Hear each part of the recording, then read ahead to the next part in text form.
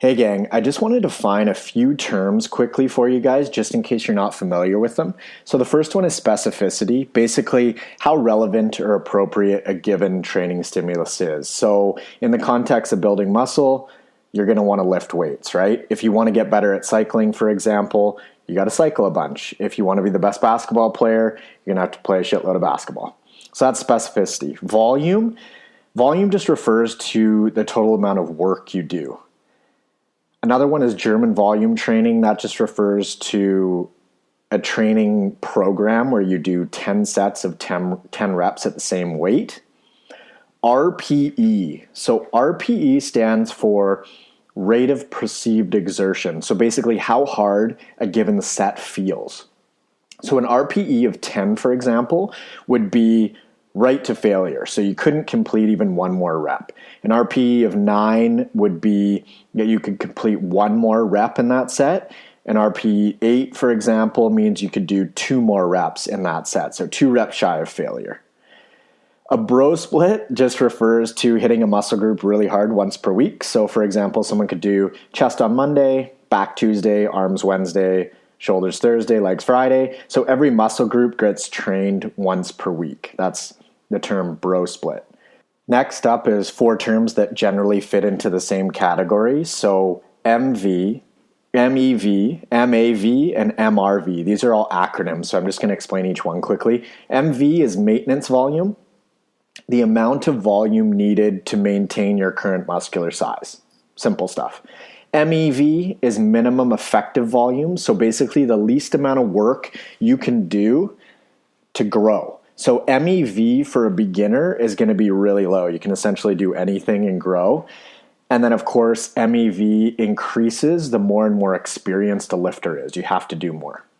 MAV stands for maximum adaptive volume. So this is just the amount of work that produces the best gains. MRV is maximum recoverable volume. So the most amount of volume you can do and then still recover. So overtraining would be exceeding your MRV, for example.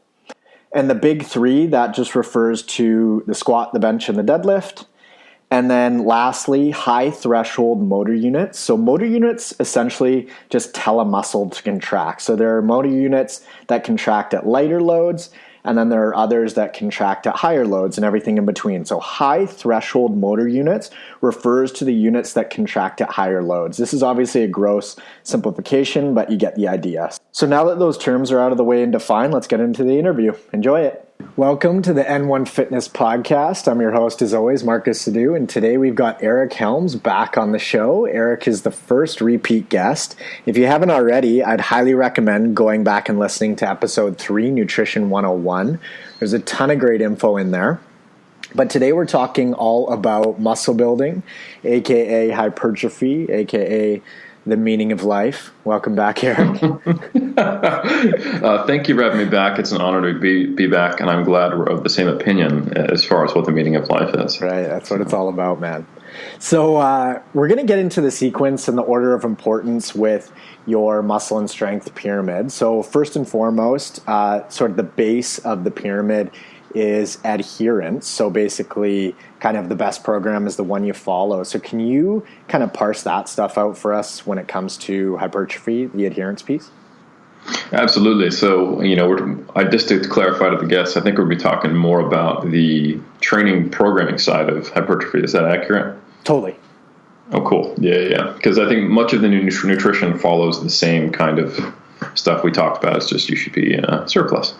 For training, same kind of structure. You have to think about the big rocks first before you get into the pebbles and get into the weeds. And I think a mistake that many well-intentioned people make is that they try to figure out what's optimal and put that on paper before they figure out what is pragmatic and what is practical and what will fit into their lifestyle and what will they adhere to. Now, the good news is that you have a lot of leeway with how you set up a muscle building program in terms of how to distribute the volume, your exercise selection, how many days per week you want to train, so long as you're able to hit each muscle group a certain amount. So sometimes the the range of what people think is optimal is more narrow than it really is, or they're treating it like it's more narrow than it really is. So you've got a lot of flexibility here. So my advice would be to look at what is a reasonable schedule within the week of how many times you can get to the gym, and then per session each one of those days, how much time can you spend in the gym, and then work from there to try to fit the guidelines to it versus what you think would be quote unquote best. Right. And that totally makes sense. So if somebody finds that, for me personally, I'll use myself as an example. I'm in the gym with clients on Tuesdays and Fridays, and then on Sundays I've got some free time, so I go to the gym those days. I'm already at the gym on Tuesday and Friday, so it works quite well. I can adhere to that. But if I was to sort of be like, oh man, I'm going to hit it 5-6 days a week, and it just wasn't feasible, then that adherence piece kind of falls by the wayside.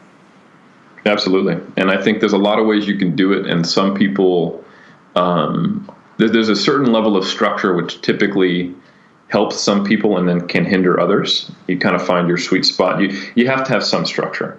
And people who really just go in there and wing it are often more catering to their personality, not necessarily what's best too much, So having some, like the loosest level of structure that I'd say is probably a good structure is to have a list of exercises that you're going to get done with their sets and reps for the week. Or maybe their reps in RPE, you depending on how you set it up, and then getting it done by the end of the week and knowing which days you might be able to go to the gym, and then going when you feel good, and then just thinking about overlap. That's kind of like the loosest structure. And so long as that results in kind of the volume and frequency guidelines we're going to talk about in a bit, then you're all good. The most structure could be specific days, sets, reps, load, exercises, pre-planned. You already know it. You have a very fixed schedule. Or maybe you're just someone who really likes to be planned and measured, and you find that reduces your anxiety and is beneficial. But someone who's typically a little more freewheeling, a little more flexible schedule, and likes that and doesn't like to have things pre-planned, they might be better on the other side of it. But there should be some level of structure that's appropriate for your lifestyle and personality that still falls within the guidelines.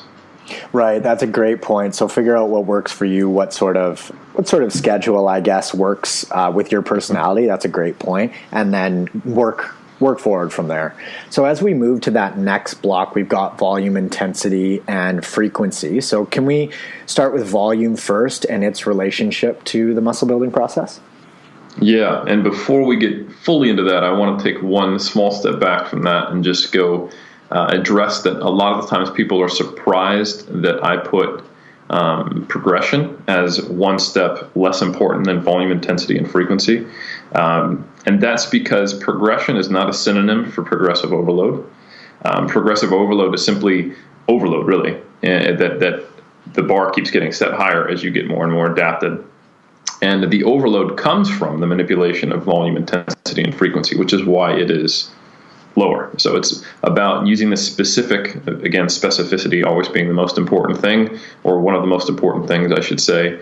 Specificity is important because the amount of volume you do, the loading you use, and how frequently you train are going to be dependent on your goals. So in the case of someone just trying to get as big as possible and not worrying about necessarily strength, you again have a fair amount of flexibility because hypertrophy is not what I would call a direct adaptation, like getting faster when you train for speed, or getting stronger when you lift heavy, or being able to run longer for farther if you're training for endurance.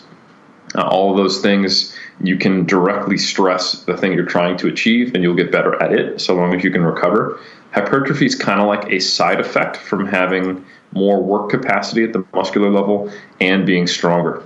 Having a bigger engine and a bigger gas tank is kind of what results in what we see as hypertrophy. So you have to have some elements of higher volume training and some elements of lifting heavy enough, or at least at a high enough effort level. So starting with volume, now that we've kind of covered that broad little introduction, volume does seem to be the training variable most closely associated with having a dose response to how big you get. A dose response doesn't mean a linear response, meaning that 10 sets will get you twice as many gains as 5 sets per week. It does indeed become diminishing returns, and then eventually you're adding volume and you're not getting any bigger, and then eventually you're adding volume and you're actually not recovering as well, and you might not get bigger. So there was a study where they were assessing something very similar to traditional German volume training that came out. not too long ago.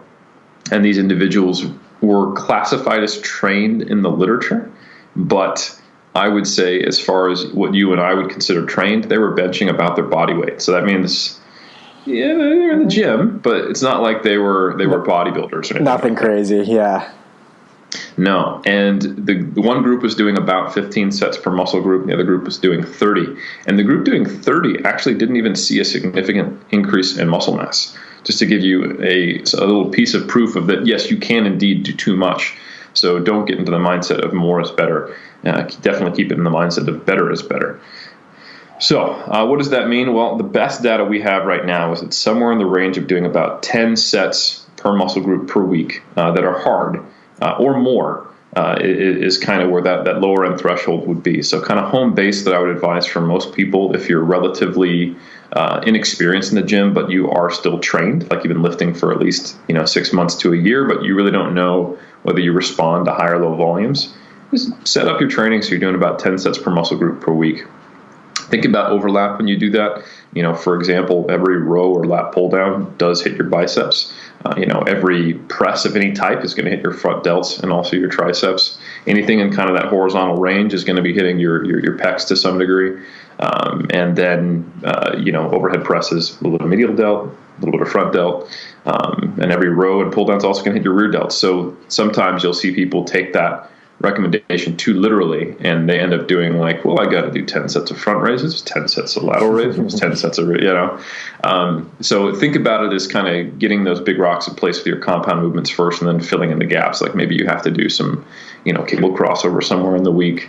Maybe you have to do some direct hamstring work, etc. If you think that every squat is basically like squat or squat pattern, like a leg press is like glutes and quads, every hip hinge is like glutes, lower back, and hams, things like that, if you kind of think about it in those broader categories.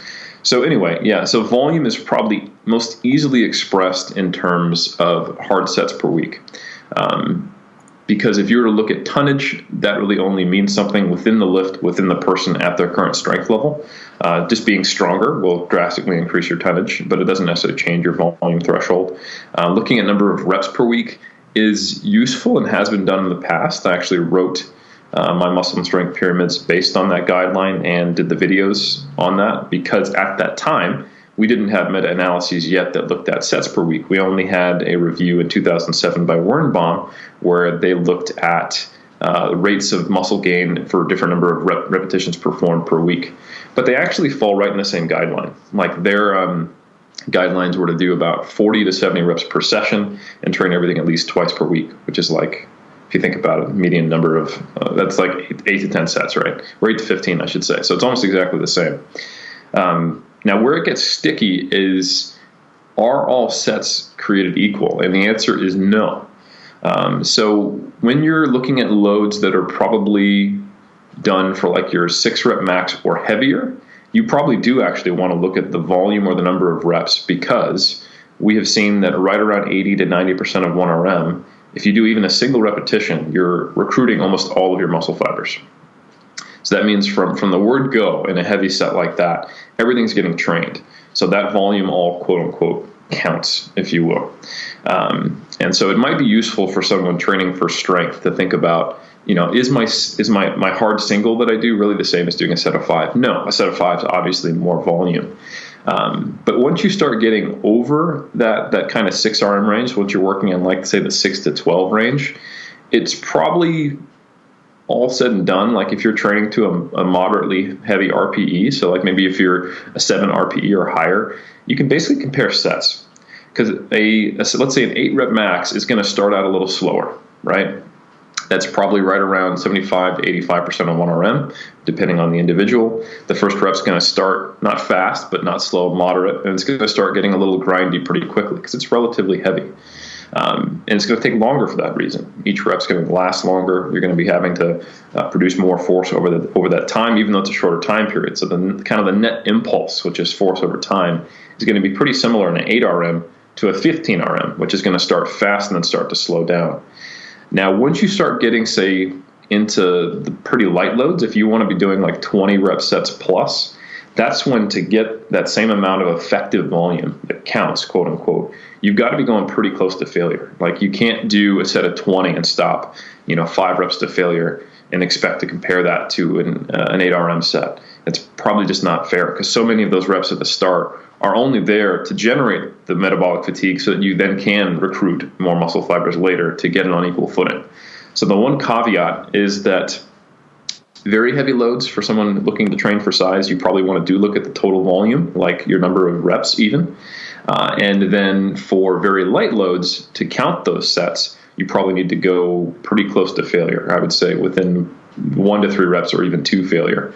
And the difficult part of that is that we have data showing it's actually harder for people to know when they're close to failure when doing high rep sets. And that's because there's so much more fatigue generated from that's cardiovascular. Try to do a set of high rep squats, you're going to want to stop long before you have to stop. So that the metabolic and cardiovascular fatigue, especially from compound movements done for high reps, means that even when you think you are training to failure, you're probably not quite there yet. So in the real world, high rep sets can be problematic for certain movements. So my advice, moving kind of from volume into intensity a little bit, is that you want to train primarily in the 6 to 15 rep range with an RPE of, say, 6 or higher. And those RPE 6s, where you're 4 reps from failure, are probably reserved for like deload weeks, and when you're working with maybe those 6s, like in the earlier part of the cycle. That's like your 10 rep max that you're only doing for 6. You're kind of accumulating volume, acclimating yourself to a load before then your primary training is going to be done in that kind of 7 to 9 rep range on compounds and maybe 8 to 10 RPE on isolations, just to manage fatigue so that you're not losing a whole bunch of reps set to set from going to failure. So yeah, that's volume and intensity. And I've monologued a lot. Marcus, you got more questions for me related to those or caveats? Dude, that sounded great. I mean, this is obviously sort of the biggest layer to the pyramid. There's a lot to unpack. So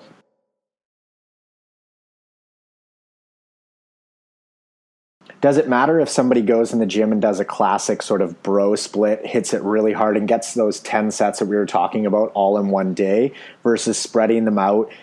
Maybe there's an argument for better quality if we're to spread those sets over the course of the week. So how do you recommend that people do that? Yeah, that's a great question. And frequency, I think it's really hot right now. And a lot of people talk about frequency like it is a stimulus in and of itself. But I see it more as a useful way to configure your volume, if that makes sense. Because like you said, sure, you could do 10 sets per muscle group within one workout and then not hit it again until next week on Monday. And that is your classic bro split. Or you could do an upper-lower split, and do 5 sets per muscle group per session, but still 10 per week. So have the same volume spread out. And so how would you investigate that question is you would need to have a study where you matched volume but had different frequencies. And that's actually been done a fair amount of times, and we've actually got a recent meta-analysis out on that. And to the best of our knowledge right now, we can safely say that on average, it probably makes sense to be doing at least twice per week as far as your volume distribution. After that, within the volumes that have been studied, and given the caveat that most studies are training to failure, there doesn't seem to be an advantage of going with a higher frequency. However, even more recent meta-analysis came out that showed, at least for strength, this hasn't been replicated for hypertrophy, that increasing frequencies are associated with increased gains. However, that seems to be because volume is increasing when you train more frequently. So the message here is that increases in frequency can be a useful way to increase volume. And they shouldn't be seen as just kind of a black and white thing as far as you have to train this many days per week or not. It's also important to know that the frequency is less important, even though it's on the same tier as than volume, especially for muscle growth. And this is why you'll see natural bodybuilding champions at the highest level who have always trained once per week. It's not going to be the game changer. And in many ways, culturally, bodybuilders are really uncomfortable with the idea of not training to failure or not doing a lot of volume per session, because we cut our chops, we gain our badge of honor from working hard. So having a session or having a program rather, where you're going, right, I'm going to distribute my volume over 3 days. That means I have to moderate training to failure, and I'm only going to do 3 to 5 sets per muscle group. It just doesn't leave. You don't leave the gym feeling like, oh man, I'm wrecked. Having done both styles of training, I can tell you that the overall week feels hard, and you kind of feel like you're always in this slight haze of not being fully recovered. And I think probably the sweet spot is more than once per week. I've seen that anecdotally, and it's supported by the literature.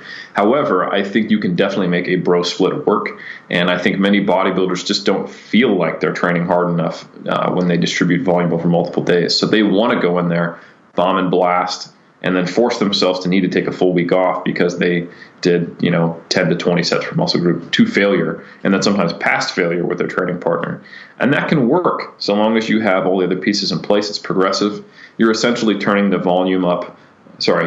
dial up on volume or intensity, forcing you to turn the dial down on frequency. I don't think it's optimal, but I don't think it's going to be much of a chink in the armor at all. So I think the best way to look at frequency is it's a useful way to distribute your volume. Having an extra day of rest, more meals between can elevate recovery. And we do know that you can do too much in a single day. There's a line of research in strength athletes looking at training once to multiple times per day, and just taking the same daily volume but splitting it out with 4 hours between the next session. And typically, on the whole, you get slightly better performance and acute markers of benefit from splitting up your volume into multiple daily sessions. That's not to say you should do that, but that's more so just to illustrate the concept that you can do too much in a single session to where that quality comes down. And that's kind of the rationale behind thinking maybe I should split this up.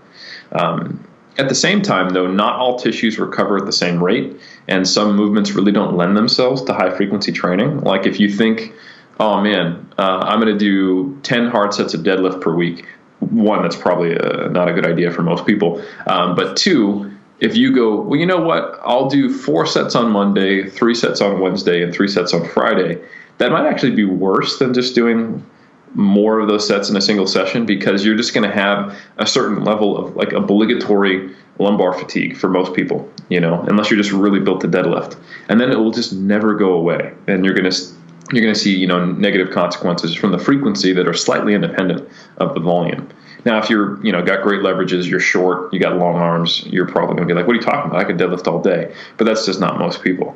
So you do have to think about some of those semi-soft tissue stresses that occur and whether or not they can fully recover in the same time frame that your muscle can. Because the muscle recovers quite quickly. It's not typically the factor that is holding you back from higher frequencies.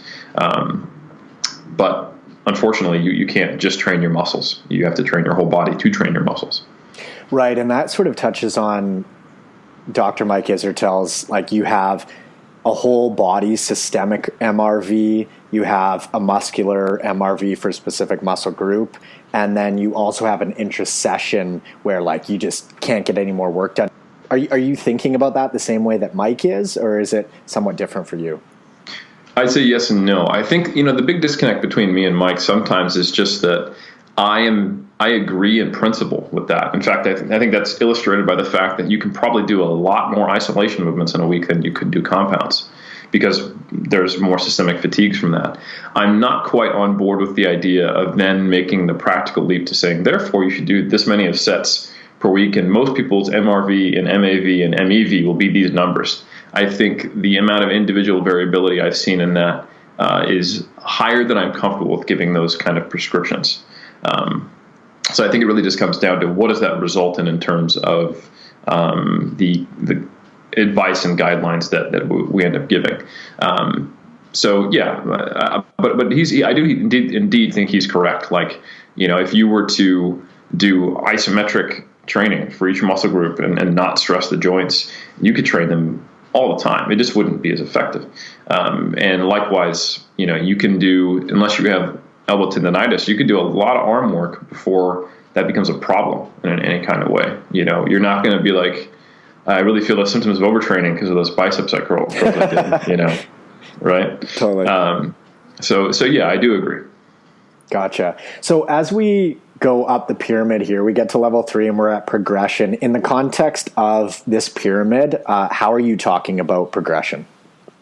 Absolutely. So, when we're referencing the muscle and strength pyramid, some of the more complex parts do come from the fact that it's the muscle and strength pyramid.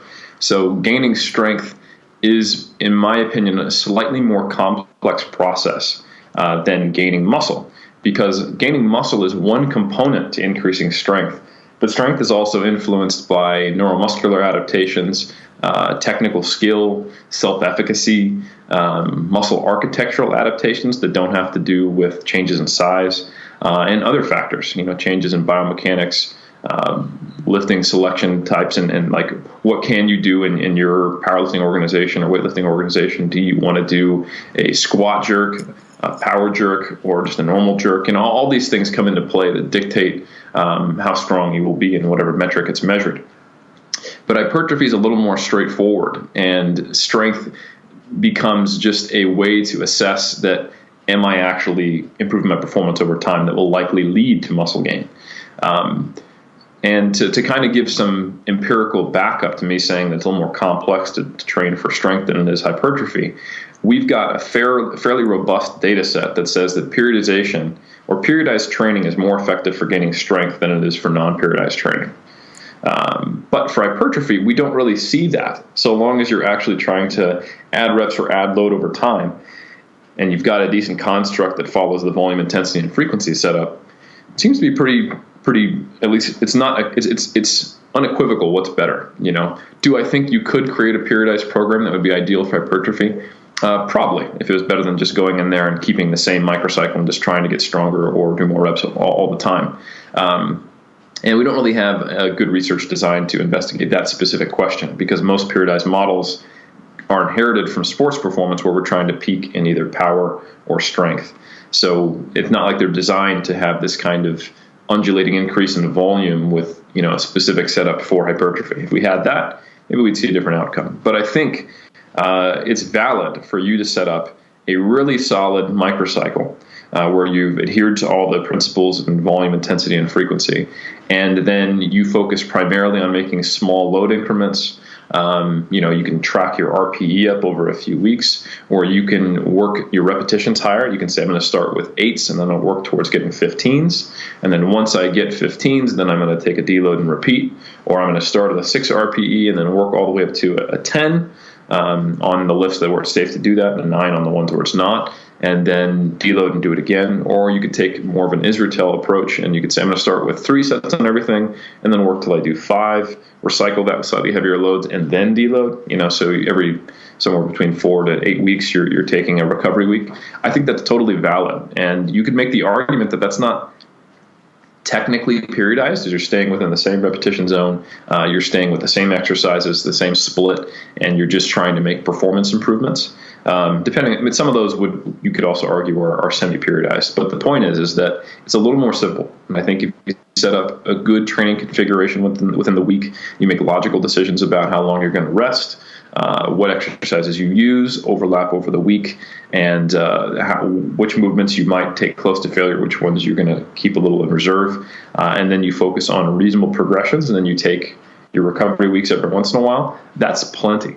And then you just have to match that up with your training age. Like, if you're expecting to be able to put 5 pounds on the bar every week, but you're an advanced bodybuilder, that's not a reasonable plan. Or you have to start way below the load that you're capable of, and you're just kind of building back up to where you were. So you have to kind of look at which variables can I progress over a given time period. So I think for advanced lifters, it does make more sense to try to add sets and reps. Or to microload if you have access to that, which is another reason why I'm a big fan of barbell movements, because if you want to go up on dumbbell chest press and you're going from the 90s to the 95s, that's an obligatory like 11% increase in load. However, if you're doing bench press and you want to go from 225 to 230, that's a 5% increase in load, and you can do that. And that might be a lot more reasonable for someone more well-trained. And you can couple that with a slight decrease in reps. What I'll often do is just have a semi-linear mesocycle where we're going to start with something in that RPE range of 6 to 9 that you can do for 3 sets of 12. You can complete that third set of 12 not going over 9 RPE. Next week, we're going to do 3 sets of 10, and we're going to make a small increase in load. And we're going to next week, we're going to do 3 sets of 8, make a small increase in load. Then we're going to recycle that slightly heavier than the first time. So you're trying to make basically an improvement on your submaximal 3x12 every 4th week. I think that's more reasonable for an intermediate or early stage advanced lifter. So I think you just need to match the plan you have to achieve progressive overload with what is realistic for your training age. That's a brilliant breakdown, man. And it's kind of cool too, because there are so many different ways that you can spin that, and based on sort of what you want to do at that given time, you can change it up in your next cycle or whatever sort of fits you best at that time. You can play with it, and it kind of keeps things interesting, right? Absolutely. Because if you're not enjoying it, that kind of goes all the way back to the base of the pyramid of adherence. You're not going to want to do it, And I do think that people, I don't even think, we have data showing that when people are engaged in something and they believe in it, and they're going to get a beneficial placebo effect. I don't know if it's a placebo effect. You're probably just working harder, So you want to be loving what you're doing because you'll put a lot more effort into it. Yeah, love that. So we get to exercise selection, which is an interesting one, and we get to address the question of, more efficacious exercises versus less so, and then it touches back into using something like a dumbbell where you have to make these big 5-pound jumps, but a barbell can be a smaller increment that we can increase session to session or week to week or whatever. So how should we prioritize certain movements over others, and where should we start? Like, what are the foundations? Great question. And I think this is another place where training for hypertrophy gives you a big sigh of relief. Like if you want to be a competitive powerlifter, the big 3 to some degree are non-negotiable. Even if you get regularly injured doing deadlifts, even when you switch to sumo, even when you keep it submaximal, you still got to do it enough to get better at the deadlift. So, and these heavy compound lifts where you have to do semi-unsafe movements compared to like the broad scheme of movements, not necessarily unsafe compared to like rugby or football, but, in the broad context of lifting sports, we see less injuries in bodybuilding than powerlifting because we're forcing everybody, regardless of their biomechanics, into 3 lifts, and the goal is to lift as heavy a load as possible. And of course, with a higher load, higher joint stress, higher risk of injury, there's no way around it. But with bodybuilding, like we talked about with the intensity, you can train 15s, you can train 12s, 10s, you could train always in the 10 plus rep range. And I don't think that would be any worse so long as you were actually thinking about, am I really going to failure when I do this set of 20 on squats? Maybe you go, all right, I'll do 10s on squats. I'll do 20 to my leg extension. If you do it smart, I could easily conceive of a program where it's high reps only, that is just as effective as a more moderate repetition plan. And that would reduce the joint stress. And I could easily conceive of a program where you never do a deadlift, a squat, or a bench press. Maybe you do a leg press with good full range of motion. You do a good morning, and you do a dumbbell incline press. I think that's completely reasonable. But you don't need to break it down into a pull, a squat, and a press, and you probably shouldn't. I would say that a bodybuilder should have more exercise variety than a powerlifter. And I think some ways to think of it is that you want to have those compound lifts as your core fundamental movements, and then you need to think about what set of compound movements will effectively and symmetrically train pretty much everything. And a good way to do that is to think about, for the upper body, you're going to have 4 kind of cardinal movements: a horizontal press, a horizontal pull. An example would be a cable row and an incline bench. And you'd have a vertical press and a vertical pull. An example would be a dumbbell shoulder press and a lat pull down. And then for the lower body, you're going to have 2 fundamental movements. You're going to have a squat pattern. And I say pattern because that could be a leg press, that could be a hack squat, that could be a front squat. And I would even take in gait or single leg patterns to count in that same arena. You could do a Bulgarian split squat or a lunge. But basically training hip extension and knee extension at the same time. And then you'd have your hip hinge pattern, which is more hip extension and involves a bit more of the lumbar, and you're getting hip extension not just from the glutes because there's little knee extension going on. So the hamstrings actually get to move more dynamically versus just kind of acting to transfer force from the quads. So yeah, if you got your hip hinge, you've got your squat, you got your vertical and horizontal press and pull, then you're set, and then you just need to round things out to reach those volume requirements. And you've got a ton of leeway in all those movements. For example, I've had bodybuilders who have had pretty significant back injuries and shoulder injuries, but they've been able to keep all their size because we're not too dogmatic about our exercise selection. We're doing hip thrusts instead of an axially loaded hip hinge. We're doing leg extensions, leg curls, and body weight back extensions, and with the range of motion they can do pain free. And it looks like they've been squatting and deadlifting because they're training at an appropriate frequency, volume, intensity, all that. And for shoulder injuries, I've got guys who aren't pressing overhead; they're just doing lateral more isolation work, like lateral raises to a height that doesn't cause pain, rear delt raises, maybe even front raises, or even like a neutral grip press. And then some type of like a decline cable crossover so they can still hit their chest without bothering their shoulder. And you're only limited by your creativity. So long as you can get through a decent range of motion at both long and short muscle lengths, progressive stress on a muscle, it'll grow.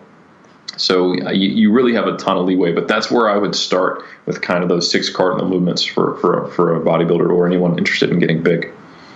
That's perfectly laid out. And then how do rest periods play into all this? So obviously you're going to need to take a little bit more time between a set of, say, heavy squats or deadlifts than something like bicep curls or tricep press downs. So how should we be thinking about rest periods between certain movements and then just overall?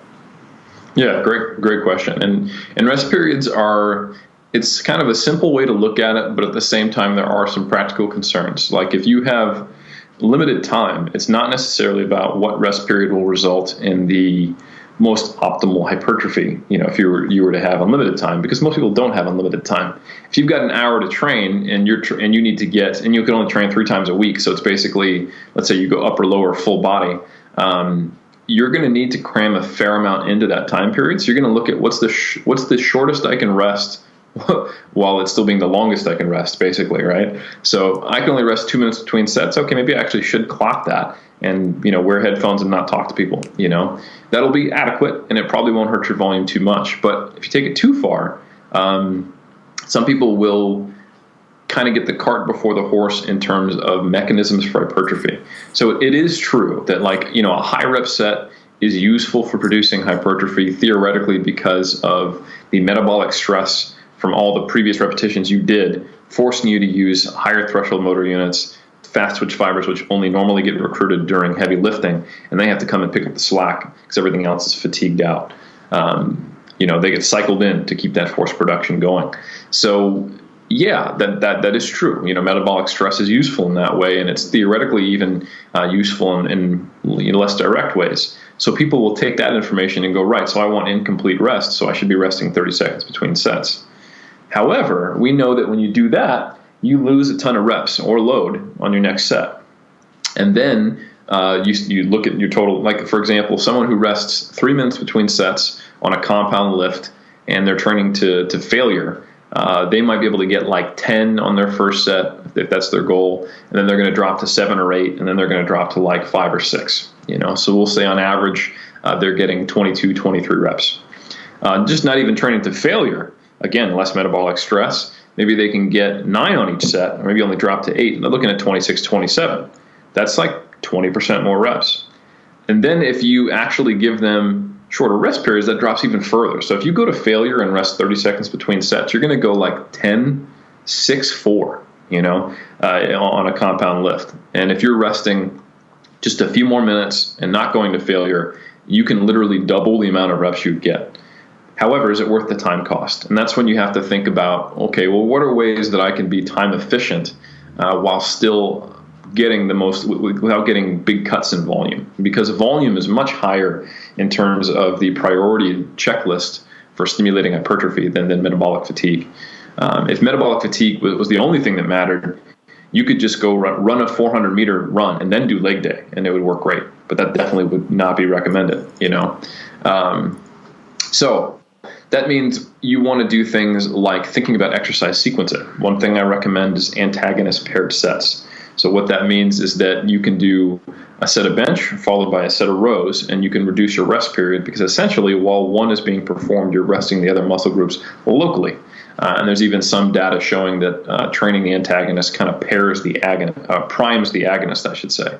So you could rest like a minute and a half after you do a set of bench, and then go do a set of rows, then vice versa. Maybe a minute and a half up to 2.5 minutes, depending on how you notice your individual fatigue is. And this cuts down from needing to rest, 2 to 3 minutes. So you can do things like that to take care of your time without hurting your performance. I wouldn't advise doing that on things like squats or deadlifts. You probably want to do those in isolation, but you can do isolation movements paired like that. You could do a set of leg extensions, set of leg curls, rest 30 seconds to a minute, set of leg extensions, set of leg curls, and you'll probably get enough complete recovery that you won't be losing a ton of reps, and you'll still be getting some of that time efficiency there.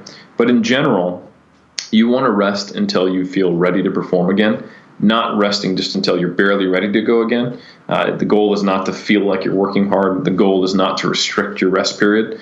There's no harm in resting too long unless you rest for like an inordinate amount of time and actually cool down. I could see that being, injury risk even on some movements. But for the most part, you probably want to rest. It doesn't really matter that much, to be honest. You just don't want to cut yourself too short. And if you need to figure out ways to get it done in a shorter period of time, the antagonist paired sets is a useful guideline. So I'd say for isolation movements, rest at least 90 seconds. You tend to recover a lot quicker. For compound movements, especially at a high RPE, sometimes you might need to rest 5 minutes, depending on how in shape you are. But it just depends. But rest until you're ready is essentially the answer there. Coming back to how in shape you are, do you structure in cardiovascular exercise specifically for people that maybe, say, do a set of squats and are just out of breath for too long, where their cardiovascular health is maybe limiting them as far as their weight training goes? How do you work around that? A lot of the times it's just a matter of thinking about what's the fastest way to get someone in better shape. Sometimes squats are actually the best way to get someone in better shape for squats. You just need to start at a lower RP, do a little more volume. Like, okay, you're going to do 4 sets of 10 at 50% of 1RM for our first week of training. Is that ideal for hypertrophy? No. But is that going to enable you to actually not get crushed when we're trying to do heavier sets and it took you 3 hours to get through a full leg day and you threw up twice? Like, that's not ideal. Other times, sometimes the baseline level of fitness is just way too low. And it makes a lot more sense just to get them to do actually some cardio. Maybe they're completely sedentary. They're just getting into a muscle building phase. They're not in great shape, or they've had a long layoff. Because a lot of people have the goal of hypertrophy who aren't necessarily bodybuilders. Like, I don't run into this problem with bodybuilders because they're typically doing decent volumes and training at least 4 days per week. And just that alone, even though none of it's directly cardio, or little of it is, even in a sedentary lifestyle, is going to make someone relatively resilient to high rep compound work, or they will quickly become resilient to it after a session or two. But if you're getting someone who's like, right, I'm heavily overweight and I've lost a bunch of weight, but now I have some loose skin, I want to try to get as big as possible, they might not be coming from a place of having that kind of conditioning. They might have been doing more circuit training, and maybe after they lost their weight, they took some time off, so it's very conceivable someone could come to you without that kind of engine. And I think, it probably makes sense to get them on some kind of cardio program to start. And then as the volumes come up and the repetition targets go up on the compound movements, then you can start to kind of bring that away as they seem to show the ability to handle those volumes and intensities on the compounds. Very cool, man. So lastly, we've got tempo right at the top of the pyramid there, so the least important aspect. How should we think about its role in relation to hypertrophy, and then just sort of staying safe and injury-free? Yeah, tempo is an interesting one, So I think anytime someone talks in too black and white about it, they miss important nuance. So anyone who's trained anybody, or if they can remember even when they first started, lifting slower purposefully and paying attention to how you're moving is actually just how you learn. Like, you can't learn how to do a complex movement at high velocity. That's just not the way it works. That's something that high-level athletes can do, but they've had years of training. So when you're first learning movements, you do them with whatever speed is necessary to actually perform the movement correctly. And sometimes that's going to be slow. It's not necessarily about what's optimal for hypertrophy. Now, in terms of just kind of going right, we said that disclaimer, like we need to go whatever movement speed we get to get competency with the movement. Once we have competency, then sometimes people get a little confused based on how we understand training to be. Like the talk of time under tension is one that often confuses people because they think, okay, well, that means I should therefore be slowing down my sets purposefully. However, if the load is so light that you can slow it down to the kind of speeds we're talking about, that's probably not a heavy enough load. You eventually want loads to go slow, but because you're getting nearer to failure, not because you're just purposefully slowing it down. That actually reduces the stress that you're putting on a muscle group. It's very difficult to artificially make a light load stress your muscle unless you're just taking it all the way to failure. Training really, really slowly doesn't make sense from a biomechanic or muscle physiology perspective. It's not just the time spent contracting, but the magnitude of that tension. So it's not just time under tension, it's also the magnitude of tension.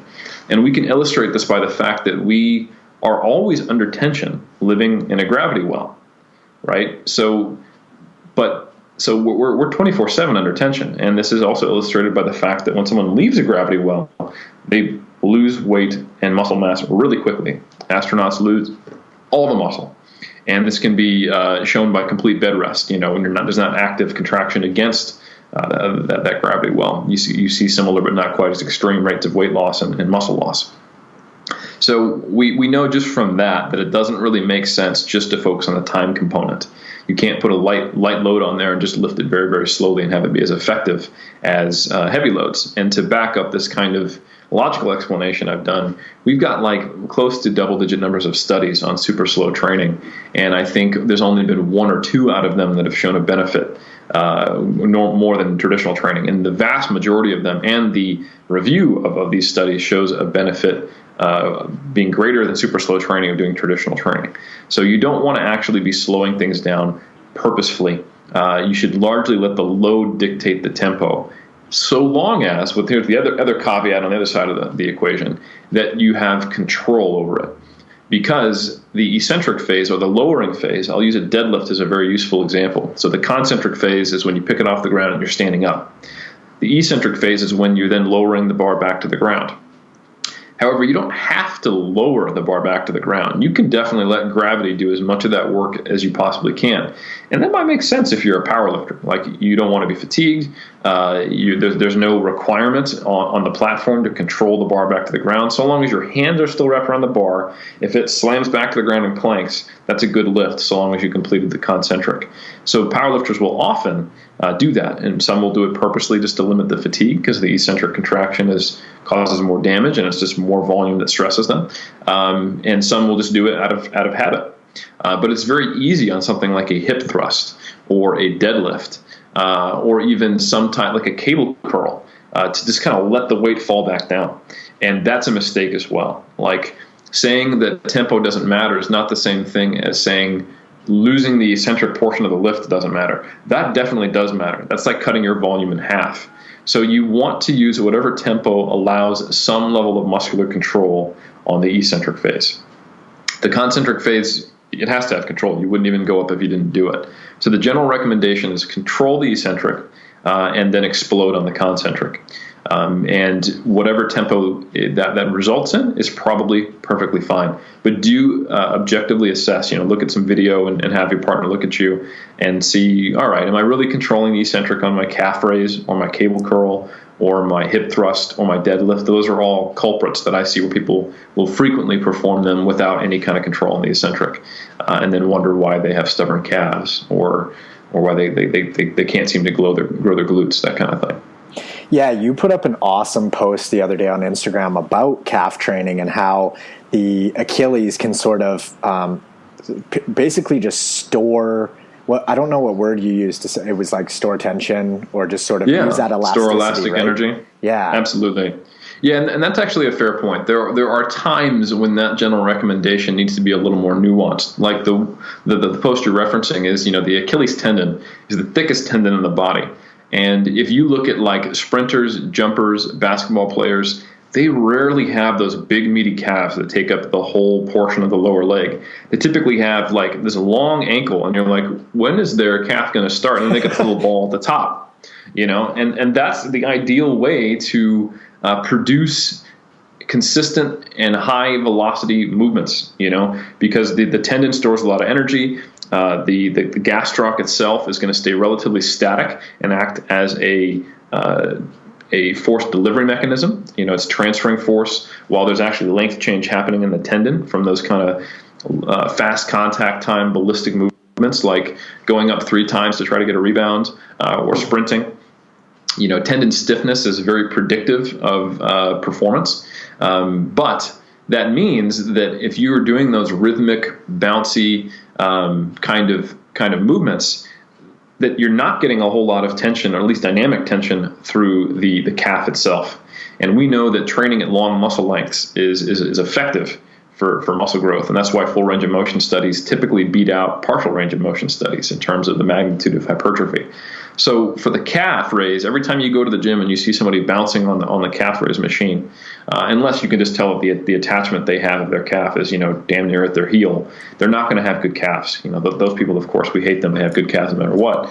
But if you really want to get an effective muscular stimulus for your calf raise, you need to not be bouncy, and it might even serve to pause for about a 1 to 2 second period at the bottom of each repetition to really help some of that stored elastic energy dissipate.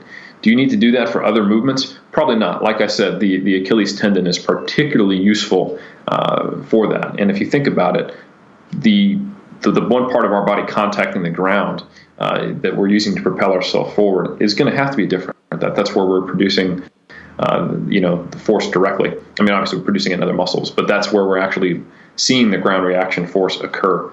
So it's going to be, it makes sense that it's a little different. But yeah, for things like the calf raise, you really do want to think about maybe controlling the tempo a bit more, slow eccentric to the bottom, pause for 1 to 2 seconds, then come back up. I've seen that be more effective than almost any other thing I've tried for people with stubborn calves.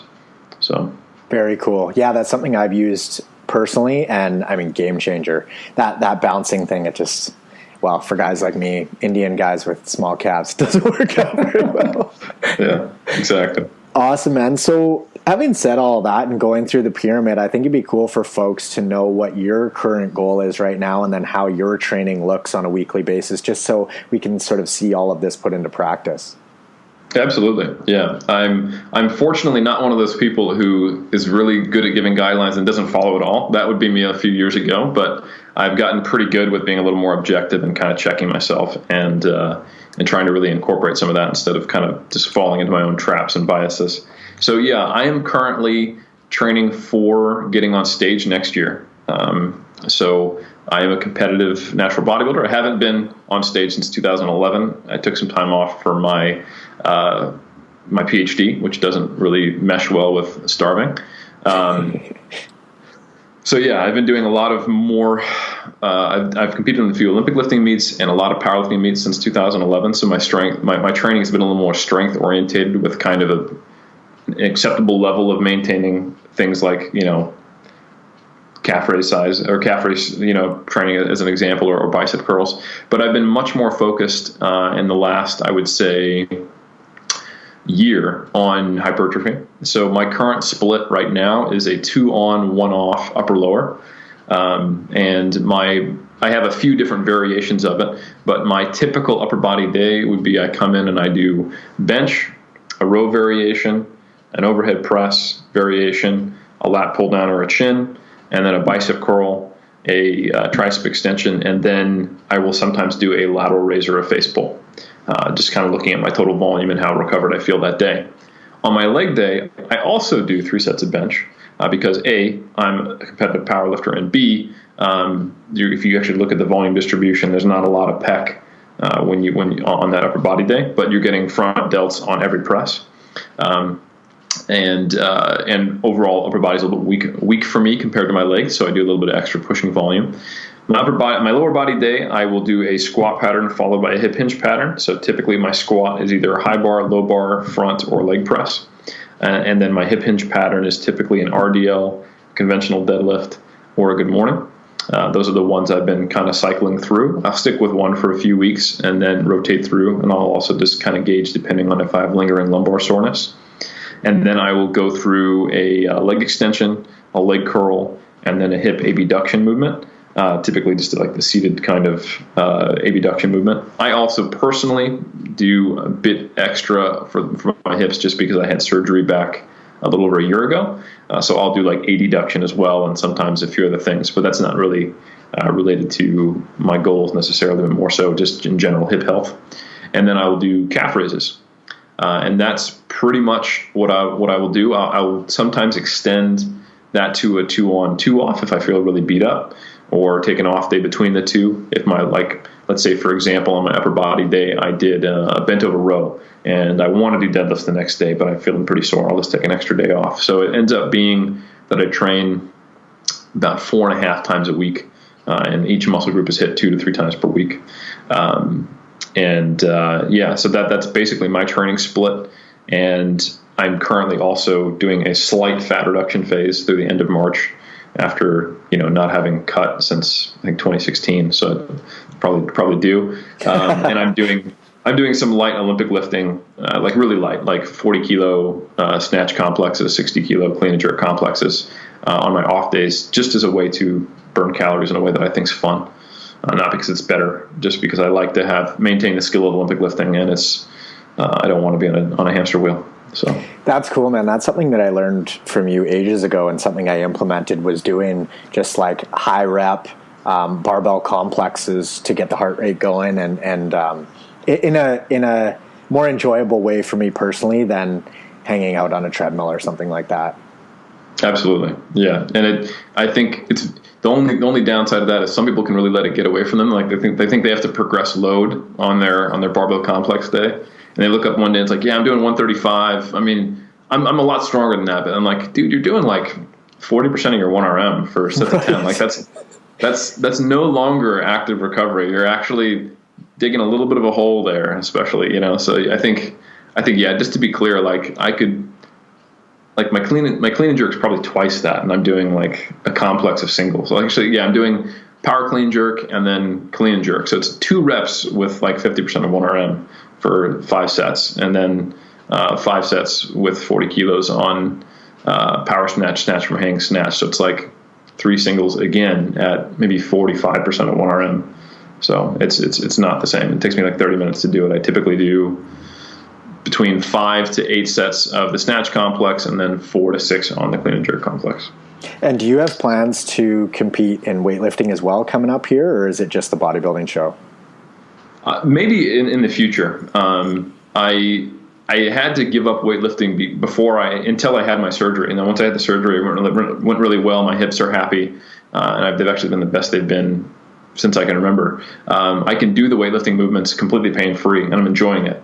So we'll see. They won't be a focus of my training so definitely the main focus of my training will be bodybuilding until I compete next year, and then we'll see how I felt about that experience, whether I want to get back on stage, make it a thing, or whether I go, right, I got on the pro stage, I did my thing, I placed 14th out of 15th, I'm good, and now I can get back to other training endeavors. So I might look to get back into Olympic weightlifting. But the way I see it is I plan on lifting for as long as I can, and in all the ways that I enjoy, which includes powerlifting, Olympic weightlifting, and bodybuilding. So we'll see where that takes me.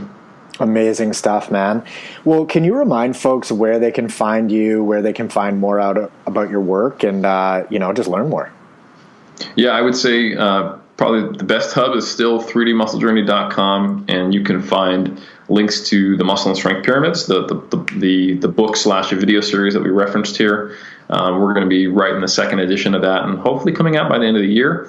And if you really want to nerd out, you can check out our link to Monthly Applications in Strength Sport, which is a monthly research review tackling different research that comes out on this stuff. And we also have links to the 3DMJ Vault, where myself and the other 4 coaches talk about different aspects of bodybuilding and powerlifting questions and knowledge from a kind of student of the sport coaching perspective. So you can mostly free courses as well. You just give us your email and you can get a whole host of information there. So that's the one-stop shop. And then if you want to follow me on Instagram, it's at Helms3DMJ. Great, man. I'll link to all that stuff in the show notes. And thanks again for coming on a second time. I really appreciate you taking the time. Hey, thanks for having me, man. It's always a lot of fun. I hope you guys enjoyed that Training for Muscle Growth episode with Eric Helms. It's always a treat to chat with Eric. He's a brilliant dude. So if you guys got a lot from that episode, it would be greatly appreciated if you just took a second to review it in iTunes. It really helps the podcast grow and reach more people. But that's it for today, guys. I'll catch you on the next episode. See ya.